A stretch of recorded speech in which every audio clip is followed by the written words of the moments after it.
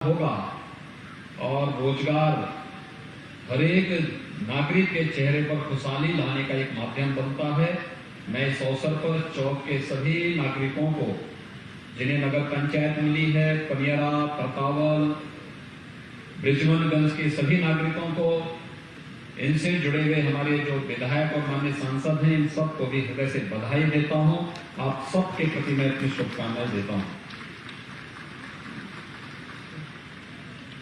वास्तव में पर्व और त्योहार हम सब की खुशहाली का आधार बने, यही तो भारतीय मनीषा की मंशा थी। पर्व और त्योहार हर्ष और उमंग के माध्यम हमारे होने चाहिए।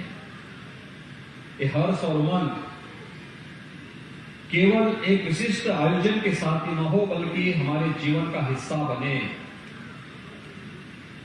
जीवन की सुगमता प्रधानमंत्री मोदी जी ने इसीलिए उस पर जोर दिया कि हर गरीब को मकान मिले, हर गरीब को शौचालय मिले, हर गरीब के घर तक विद्युत का कनेक्शन आ जाए, हर घर विद्युत को रसोई गैस का कनेक्शन मिल जाए, हर गरीब के यहाँ पर्यटन की सुविधाओं का विकास हो। यानी विकास हर एक स्तर पर होना चाहिए। और विगत 4 वर्ष के दौरान प्रदेश के अंदर जो विकास हुआ वह आप सबके सामने है। हमारे माननीय सांसदगण, विधायकगण, पदाधिकारीगण प्रदेश सरकार के 4 वर्ष के कार्यकाल के उपलक्ष्य में आपके बीच में आए होंगे। इन्होंने उस समय बताया होगा कि सरकार की कार्य पद्धति कहां से प्रारंभ हुई।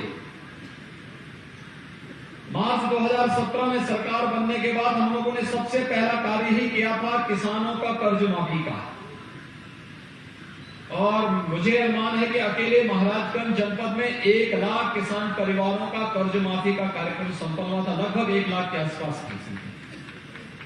इतनी बड़ी संख्या में, इसका मतलब 1 लाख का मतलब 5 लाख लोग सीधे सीधे उस योजना के अकेले महाराजगंज जनपद में लाभान्वित हुए। आज हम प्रदेश के अंदर जब प्रधानमंत्री आवास योजना की बात करते हैं तो प्रधानमंत्री आवास योजना में प्रदेश के अंदर ग्रामीण और शहरी क्षेत्रों में 40 लाख लोगों को एक आवास उपलब्ध करवाया गया। हर गरीब के सिर ढकने के लिए छत हो जाए, एक आवास उपलब्ध हो जाए, उसके जीवन में एक नई उमंग और एक नई आशा देखने को मिलती है। यह क्षेत्र महाराजगंज, कुशीनगर, देवरिया, गोरखपुर, सिद्धार्थनगर, बस्ती, संत कबीर नगर, ये सभी जनपद ऐसे थे जो हर वर्ष 15 जुलाई के बाद से लेकर के मध्य नवंबर तक, जहां पर मस्तिष्क ज्वर से हजारों बच्चों की मौत होती थी,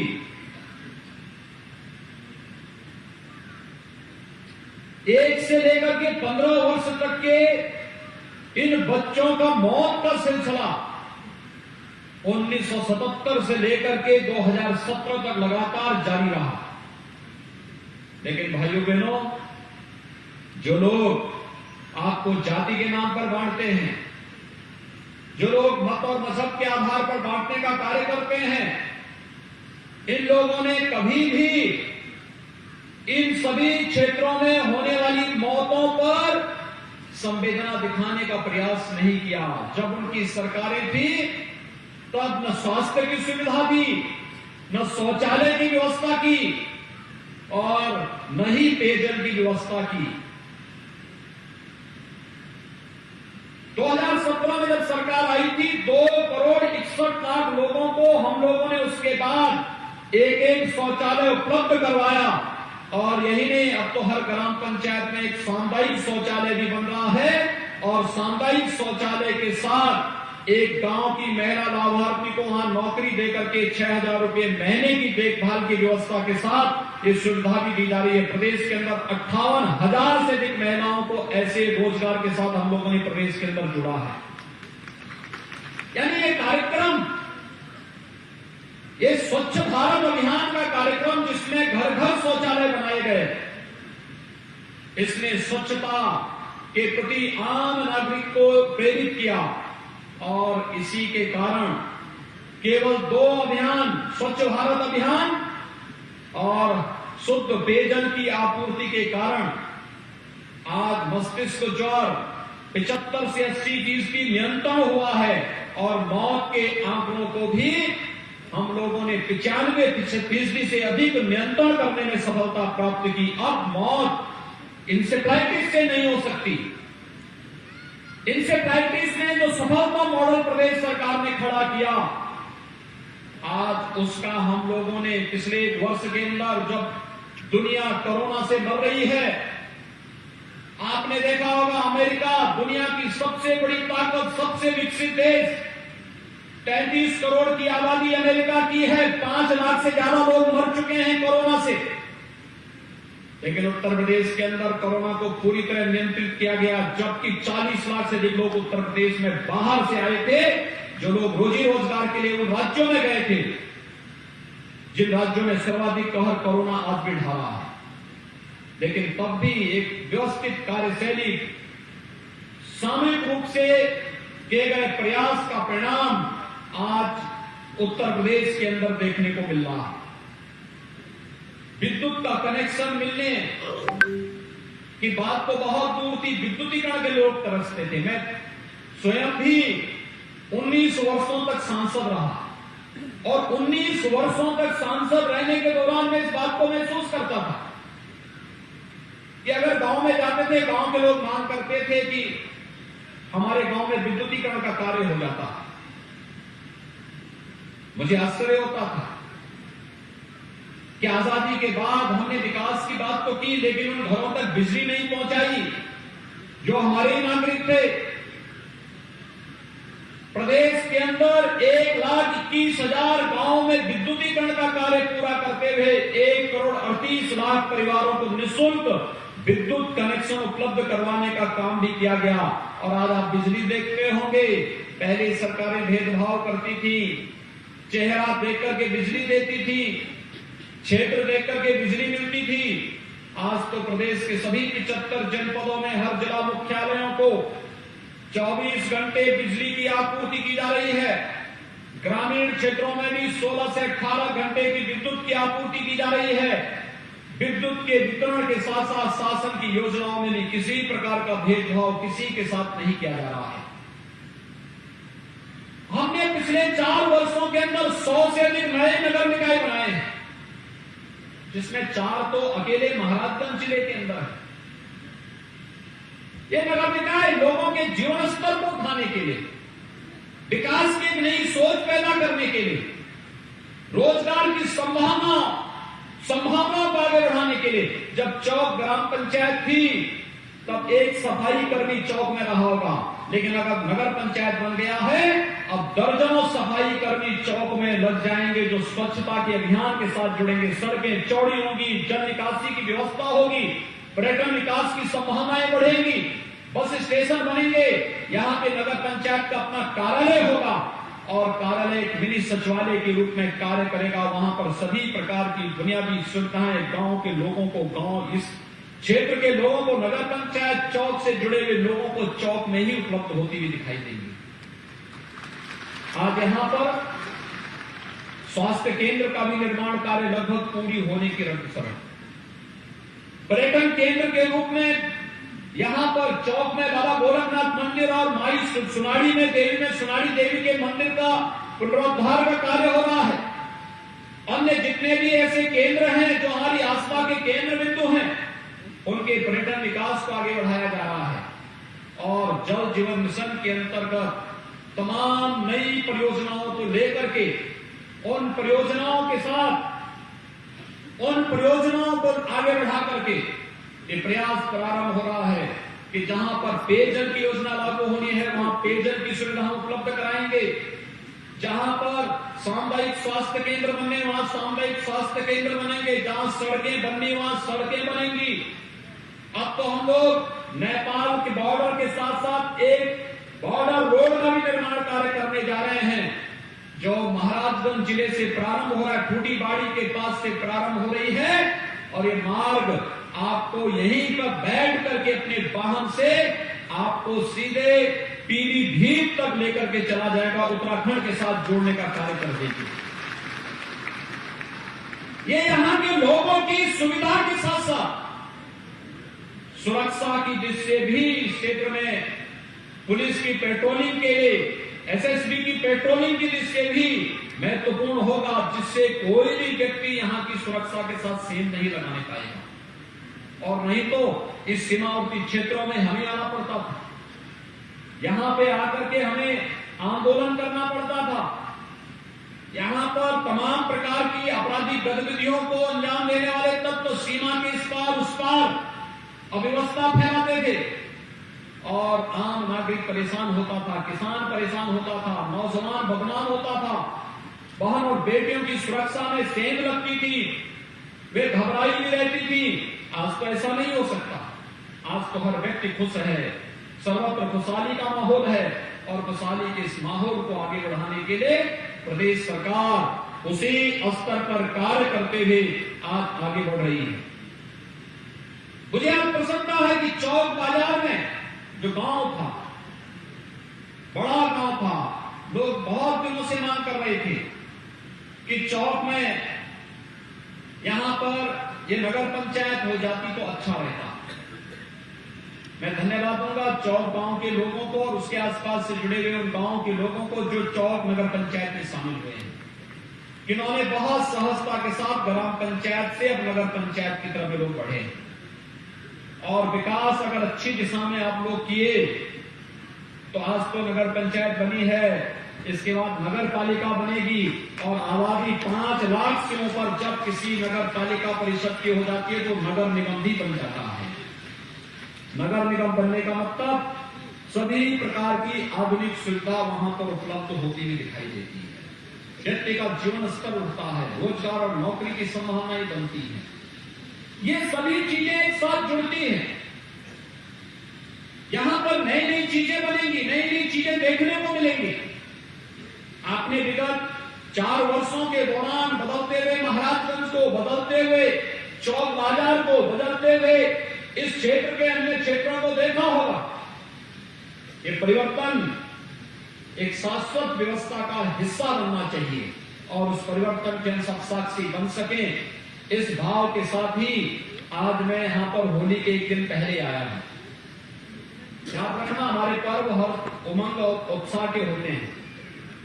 पिछली बार मैं शिवरात्रि के दिन आया था और शिवरात्रि के दिन आकर के यहां पर मुझे दर्शन करने का भी सौभाग्य प्राप्त हुआ था और साथ साथ यहां की तमाम उन परियोजनाओं के साथ हम लोग जुड़े थे। आज होली के एक दिन पहले आप सबके साथ जुड़ने, यहां पर मिलने, योजनाओं के लोकार्पण करने और नई परियोजनाओं को यहां पर देने का एक अवसर मुझे प्राप्त हुआ है। मैं यहां के प्रशासन से कहूंगा, हम लोग चारों नगर पंचायतों के लिए धन आवंटित करने जा रहे हैं। बजट में हमने व्यवस्था कर दी है और अप्रैल के बाद यहां पर चारों नगर पंचायतों के भवन निर्माण का कार्य युद्ध स्तर पर प्रारंभ हो, यह अभी से प्रक्रिया प्रारंभ हो जानी चाहिए। साथ साथ नगरीय क्षेत्रों में अगर लोग आ गए हैं तो उनको इसका एहसास होना चाहिए और ये एहसास स्वच्छता से प्रारंभ होना चाहिए। ये जिम्मेदारी हमारी भी होती थी। प्रशासन भी करेगा, शासन सुविधा देगा, लेकिन हम लोग भी इस बात के साथ जुड़े। जल निकासी की प्रॉपर व्यवस्था होनी चाहिए, शुद्ध पेयजल हर घर नल की योजना इन चारों नगर पंचायतों के साथ जुड़नी चाहिए। हम ग्रामीण क्षेत्र के साथ भी हर घर नल योजना जोड़ रहे हैं। अगर हमें इंसेफ्लाइटिस को, डेंगू को, कालाजार को, मलेरिया को, इन सभी को समाप्त करना है, हैजा जैसी बीमारियों को रोकना है, डायरिया को रोकना है, तो हमें स्वच्छता पर ध्यान देना होगा, शुद्ध पेयजल की आपूर्ति के साथ जुड़ना होगा।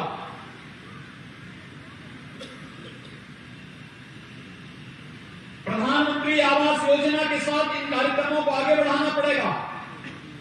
चौक नगर पंचायत में, परतावल में, पनियरा में, बिजमनगंज में प्रधानमंत्री आवास जिन्हें मिल गया था वे तो सौभाग्यशाली हैं ही, जिन्हें नहीं मिल पाया है अब नगर पंचायत का हिस्सा हो गए हैं और यहाँ पे नियमों में शिथिलता देते हुए व्यवस्था बनाई गई है कि जिनकी वार्षिक आय 3 लाख से कम है और उनके पास अपनी जमीन है या पात्रता की श्रेणी में वो आ सकते हैं, या अगर किसी का पुराना जर्जर मकान है, झोपड़ी है, उसको भी प्रधानमंत्री आवास योजना के लिए अंदर अनुमन्य कर दिया गया है।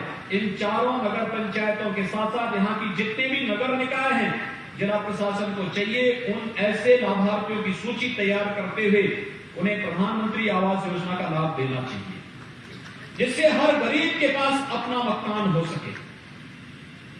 अच्छी सुविधा होनी चाहिए, स्ट्रीट लाइट लेनी चाहिए, लाइट जलती हुई दिखाई देनी चाहिए, सड़कें चौड़ी और अच्छी होनी चाहिए। प्लानिंग और विकास के साथ हम सबको जुड़ना होगा। ये विकास होगा तो हर एक के जीवन में खुशहाली आएगी। मैं महाराजगंज जनपद के अपने माननीय सांसद और विधायकों को इस बात के लिए भी धन्यवाद दूंगा कि आजादी के बाद प्रदेश के अंदर लगभग 100 के आसपास गांव ऐसे थे जिन गांवों में कोई सुविधा नहीं प्राप्त हो पाई थी, उन्हें बनटांगिया गांव कहते थे। और आज महाराजगंज के ही लगभग 18 गांव हैं जिन्हें हमने राजस्व गांव घोषित करके उनका नाम मतदाता सूची में भी डलवाया है। पहली बार वहां प्रधान का चुनाव होने जा रहा है। इस बार पहली बार प्रधान का चुनाव लोग करेंगे आजादी के बाद, और प्रधान के चुनाव के साथ ही वहां पर सड़क की सुविधा दी जा रही है। ज्यादातर लोगों को मुख्यमंत्री आवास योजना में हम लोगों ने आच्छादित कर दिया है। आजादी के बाद पहली बार उन्हें राशन कार्ड की सुविधा मिली है। उन गांवों में विद्यालय बन रहे हैं, स्वास्थ्य केंद्र बन रहे हैं, वृद्धावस्था पेंशन, विधवा पेंशन, निराश्रित महिला पेंशन, दिव्यांगजन पेंशन की सुविधा का लाभ उन लोगों को उपलब्ध कराया जा रहा है। और महाराजगंज जनपद के तो बनटांगिया गांव में एक मिसाल प्रस्तुत की है कि हम यहाँ पे कॉन्ट्रैक्ट फार्मिंग करेंगे, सामुदायिक खेती के माध्यम से कई गुना आमदनी चुकंदर उत्पादन के क्षेत्र में उन्होंने एक नए अन्य कदम को उठाते हुए यहाँ के किसानों की खुशहाली के लिए कार्य करना प्रारंभ कर दिया है। ये है प्रगति का मापदंड।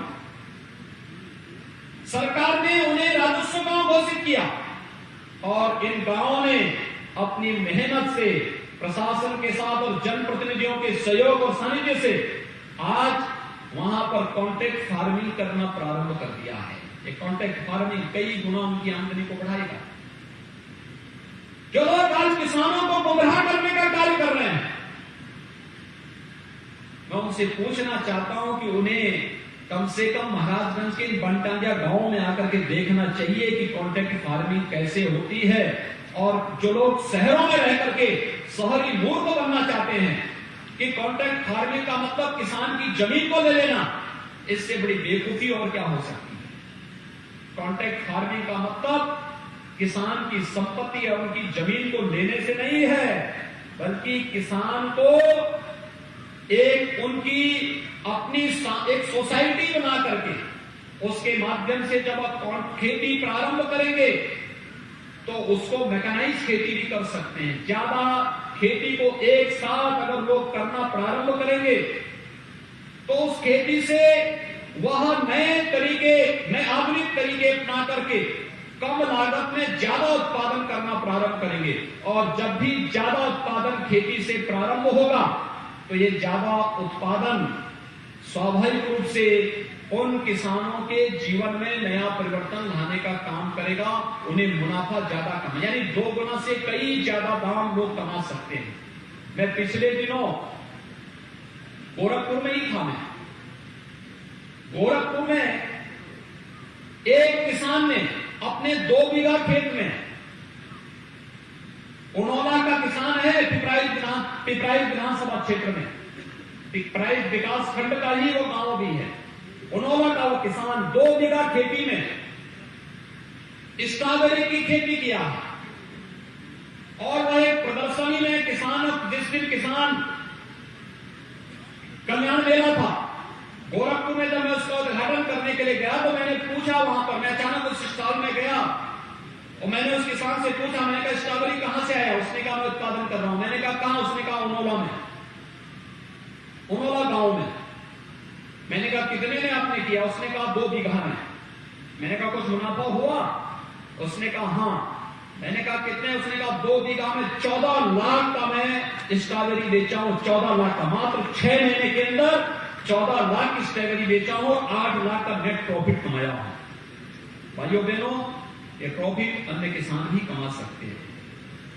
कहीं स्ट्रॉबेरी लगा करके, कहीं ड्रैगन फ्रूट लगा उसका उत्पादन करके, कहीं पर केले की खेती। केले तो महाराजगंज और आपका कुशीनगर जनपद पहले से विख्यात है। सब्जी की खेती करके यहां पर पहले से ही गन्ने की खेती को यहां के लोग विगत 100 वर्षों से अधिक समय से गन्ने की खेती कर रहे हैं। यहां की जो पुरानी चीनी मिलें थी, वे चीनी मिलें भी 1905 से लेकर के 1920 और 30 के बीच में लगी थी। ये हुगली की चीनी मिल, आनंदनगर की चीनी मिल, सिसवा की चीनी मिल, ये जो पुरानी चीनी मिलें थी, ये उतनी पुरानी थी। इसका मतलब गन्ने की खेती उससे पहले से थी और गन्ने की खेती के माध्यम से उत्पादन, अधिक मुनाफा कमाना यहां के किसान पहले से करते थे। आज कॉन्ट्रैक्ट फार्मिंग का जो कानून है वह प्रधानमंत्री जी ने बार बार कहा है, वह एक विकल्प है, बाध्यता नहीं। किसान को लगता है उसे लाभ मिलेगा तो करे, नहीं लगता तो किसान कतई किसी के साथ कॉन्टैक्ट न करें, उस पर निर्भर करेगा। लेकिन कुछ लोग जिन्हें विकास अच्छा नहीं लगता, वे लोग किसानों के कंधों पर बंदूक रख करके अव्यवस्था और अराजकता का माहौल पैदा करने का प्रयास कर रहे हैं। हम लोगों ने पिछले वर्ष धान का क्रय किया था 52 लाख मीट्रिक टन और अधिनियम लागू होने के बाद इस बार किसानों से धान क्रय हम लोगों ने किया था 68 लाख मीट्रिक टन, यानी लगभग 16 लाख मीट्रिक टन अधिक धान की क्रय किया। एमएसपी किसान के खाते में दिया। कहा जा रहा है कि मंडियां बंद हो जाएंगी। मंडियां तो बन रही। आज भी हमने एक मंडी का शिलान्यास किया, महाराजगंज जिले में भी किया। ये गुमराह करने वाली बात वे लोग कर रहे हैं जिनको जमीनी हकीकत की जानकारी नहीं। और मैं धन्यवाद दूंगा महाराजगंज जनपद के सभी किसानों को, जिन किसान बंधुओं ने गुमराह हुए बगैर अपनी खेती की, उन्नत खेती की तरफ ध्यान देकर के महाराजगंज जनपद के अंदर हर एक नागरिक के जीवन में खुशहाली लाने का काम किया और किसान आंदोलन से अपने आप को दूर रखा कि नहीं, हमें इस प्रकार के किसी भी गुमराह हुए आंदोलन को जो अव्यवस्था और अराजकता का कारण बनेगा, हम इसमें समर्थन नहीं करेंगे। इस संकल्प के साथ जो लोग आगे बढ़े। एमएसपी सरकार इसकी गारंटी दे रही है। एमएसपी पे अभी हमने 1 अप्रैल से गेहूं क्रय केंद्र स्थापित होने जा रहे हैं। लगभग 6000 गेहूं क्रय केंद्र हम प्रदेश के अंदर स्थापित कर रहे हैं और पहले से ही गेहूं का न्यूनतम समर्थन मूल्य भी घोषित कर दिया है। ये किसान पर निर्भर करता है कि अगर न्यूनतम समर्थन मूल्य से भी कम किसान को बाजार में मिलता है तो किसान स्वतंत्र होगा कि बाजार में अपना उपज देकर के वहां से ज्यादा मुनाफा कमा सकता है। लेकिन अगर किसान को बाजार में ज्यादा दाम नहीं मिल रहा है तो न्यूनतम समर्थन मूल्य के जो सरकारी क्रय केंद्र है, चाहे वह मार्केटिंग के द्वारा स्थापित किए गए हों, एफसीआई के द्वारा स्थापित हो, पीसीएफ के द्वारा, पीसीयू के द्वारा या जिस भी संस्था के द्वारा स्थापित किए गए हैं, उनमें आप जाइए, अपनी उपज को तोलिए और आपको 72 घंटे के अंदर आपके बैंक अकाउंट में पैसा मिल जाएगा, जिससे कोई बीच में लेन देन करने का दुस्साहस नहीं कर पाएगा। न्यूनतम समर्थन मूल्य तो सरकार किसानों को दे ही रही है, फिर गुमराह करने का कार्य क्यों? ये वही लोग हैं जिन्हें विकास अच्छा नहीं लगता है। आज तो देश के अंदर हाईवे बन रहे हैं, रेलवे की लाइन बिछ रही है, एम्स बन रहा है, आईआईटी बन रहे हैं, आईआईएम बन रहे हैं। आपने देखा होगा गोरखपुर का एम्स बनकर के तैयार हो गया है। गोरखपुर में फर्टिलाइजर कारखाना जो 26 वर्ष पहले बंद हो चुका था, फिर से जुलाई माह के बाद फिर से धुआं उगलता हुआ दिखाई देगा। यहाँ के नौजवानों को नौकरी भी देगा, किसानों को सस्ते में अच्छी खाद भी उपलब्ध करवाएगा। एक लंबी श्रृंखला बन रही है और अब तो सरकार ने यह भी तय किया है, जिन जनपदों में कोई मेडिकल कॉलेज अब तक सरकार नहीं बना पाई है, ऐसे 16 जनपद हैं। उन 16 जनपदों में पीपीपी बोर्ड में सरकार एक पॉलिसी लेकर के आ रही है। उसके तहत विशेषज्ञ स्वास्थ्य सुविधा उपलब्ध कराने के लिए मेडिकल कॉलेज भी स्थापित करने जा रही है, जिसमें महाराजगंज जिला भी एक है। भाइयों बहनों, ये प्रत्येक नागरिक के जीवन में बेहतर सुविधा उपलब्ध कराने की सरकार की मंशा का हिस्सा है और मैं यहां के जनप्रतिनिधियों को हृदय से धन्यवाद दूंगा कि उनके द्वारा विकास कार्यों में रुचि ली जाती है। ये जो पत्थर में शिलान्यास और लोकार्पण के कार्यक्रम हो रहे हैं, ये इनकी रुचि का परिणाम है कि जहां सड़क नहीं वहां सड़क बनेंगे, जहां पेयजल की सुविधा नहीं वहां पेयजल की सुविधा उपलब्ध होगी, जहां बिजली नहीं पहुंच पाई है वहां बिजली उपलब्ध कराएंगे, जहां पे नगरीय सुविधा की आवश्यकता है वहां नगरीय सुविधा उपलब्ध करवाएंगे, जहां स्वास्थ्य की सुविधा नहीं वहां स्वास्थ्य की सुविधा उपलब्ध कराएंगे और जहां पर लोग आजादी के बाद से ही बुनियादी सुविधाओं से वंचित थे, उन लोगों तक बुनियादी सुविधा उपलब्ध कराने का कार्य करेंगे। यह कार्य बखूबी आज आपके महाराजगंज जनपद में भी हर एक जगह उपलब्ध करवाने का कार्य किया जा रहा है। मैं महाराजगंज जनपद के सभी नागरिकों को लगभग 280 करोड़ रुपए की लागत की परियोजनाओं के लोकार्पण और शिलान्यास कार्यक्रम के अवसर पर हृदय से बधाई देता हूं, अपनी शुभकामनाएं देता हूं। आप सभी को होली की मंगलमय शुभकामनाएं आप सबके लिए व्यक्त करता हूं। होली उत्साह और उमंग का पर्व है और इस उत्साह और उमंग के साथ अपने पर्व और त्योहार को मनाएं। लेकिन मेरी आप सबसे विनती होगी, कोरोना के खिलाफ देश की लड़ाई बहुत अच्छे ढंग से आगे बढ़ रही है। 60 साल से ऊपर के जो भी व्यक्ति हैं वे वैक्सीन जरूर लगवा लें और 1 अप्रैल के बाद से एक व्यवस्था बनने जा रही है कि 45 साल के ऊपर के लोगों को भी वैक्सीन लगेगा। वैक्सीन लगाने का काम युद्ध स्तर पर आगे बढ़ना चाहिए।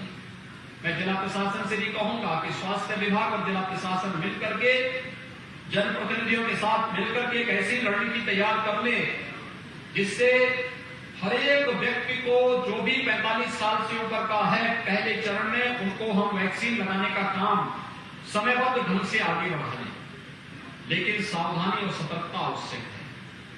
अभी भी बाकी लोगों ने वैक्सीन आने के बाद बहुत सारे लोगों ने मास्क हटा दिए। मास्क आपको बचाएगा, इन्फेक्शन से बचाएगा। दूसरा, किसी चीज को आप छूते हैं तो सैनिटाइजर से हाथ साफ कर लें, या सैनिटाइजर नहीं है तो साबुन से पानी से हाथ धो लें। महाराजगंज जिले में तो पानी की कमी भी नहीं है। स्वच्छता और सोशल डिस्टेंसिंग का पालन हर हाल में हमें करना होगा, मास्क लगाना होगा और ये सावधानी निरंतर बनाए रखनी पड़ेगी। याद रखना कि ये सावधानी और सतर्कता ही हमें बीमारियों से बचा सकती है और बीमारी में उपचार से महत्वपूर्ण बचाव होता है। अगर ये बचाव का कार्य आप कर सकेंगे तो बहुत अच्छा होगा, क्योंकि कोरोना में संक्रमण तीव्र है। जो नया स्ट्रेन आया है भी महाराष्ट्र के अंदर बहुत खराब स्थिति है, पंजाब के अंदर बहुत खराब स्थिति है, तमाम अन्य राज्यों में, केरल में, कर्नाटक में, राजस्थान में बहुत अच्छी स्थिति नहीं, दिल्ली में भी बहुत अच्छी स्थिति नहीं। पंचायत चुनाव को देखते हुए, पर्व और त्योहारों को देखते हुए बड़ी संख्या में लोग आएंगे। जो लोग रोजी रोजगार के लिए उन राज्यों में है वो आएंगे। सतर्कता और सावधानी आवश्यक है। कोई भी व्यक्ति आता है आप इसकी जानकारी जिला प्रशासन को दीजिए। जिला प्रशासन उनको ट्रेस करे और फिर उनकी टेस्टिंग कर ले। जो भी संदिग्ध हो आरटीपीसीआर का टेस्ट उनका जरूर हो जाए। अगर उन्हें कोरोना का कोई भी लक्षण उनके अंदर दिखाई देता है, या तो घर में व्यवस्था है तो एक अलग कमरे में उनकी रहने की व्यवस्था, खाने पीने की व्यवस्था, टॉयलेट की अलग सी व्यवस्था हो जाए, घर में व्यवस्था नहीं तो आप हॉस्पिटल में जाइए, फोन करिए, एम्बुलेंस आएगी, हॉस्पिटल में आपको ले जाएगी। हॉस्पिटल में सभी सुविधाएं फ्री में है, दवा से लेकर के, और वहां पे खाने पीने रहने की सारी सुविधा फ्री में उपलब्ध कराई जा रही है। मैं आह्वान करूंगा कि हम सावधानी और सतर्कता कोरोना के प्रति जरूर रखें।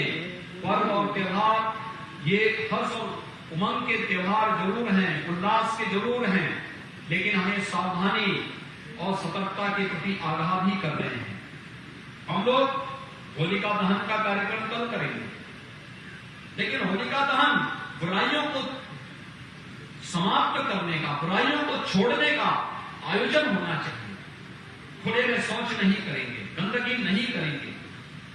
कहीं बाल विवाह है तो बाल विवाह नहीं होने देंगे, कहीं छुआछूत और अस्पृश्यता का भाव है तो इसको नहीं पनपने देंगे। समाज में कहीं कोई कुरीति है, उस कुरीति को दूर करेंगे। एक भाव पैदा होना चाहिए, समाज के प्रति एक आत्मीयता का भाव होना चाहिए, विकास के प्रति एक सोच होनी चाहिए, देश के प्रति एक सोच होनी चाहिए। और इस सोच को आगे बढ़ाने के लिए ही आज हम सब यहां पर उपस्थित हुए हैं। मैं एक बार फिर से महाराजगंज वासियों को 280 करोड़ रुपए की परियोजनाओं के लोकार्पण और शिलान्यास के लिए हृदय से बधाई देता हूं। जनप्रतिनिधियों ने जो प्रयास किया है इन योजनाओं को लाने के लिए, इसके लिए उनकी प्रशंसा करते हुए उन सबको हृदय से धन्यवाद देता हूं। चौक वासियों को विशेष रूप से, जिन्हें नगर पंचायत मिली है, नगर पंचायत के साथ यहां तमाम प्रकार के कार्य होते हुए दिखाई दे रहे हैं। आगे भी विकास के कार्य तीव्र गति से आगे बढ़ेंगे, इस विश्वास के साथ मैं आप सबको हृदय से बधाई और शुभकामनाएं देता हूं। होली की मंगलमय शुभकामनाएं आप सबके प्रति। धन्यवाद। जय हिंद, जय जय श्री राम।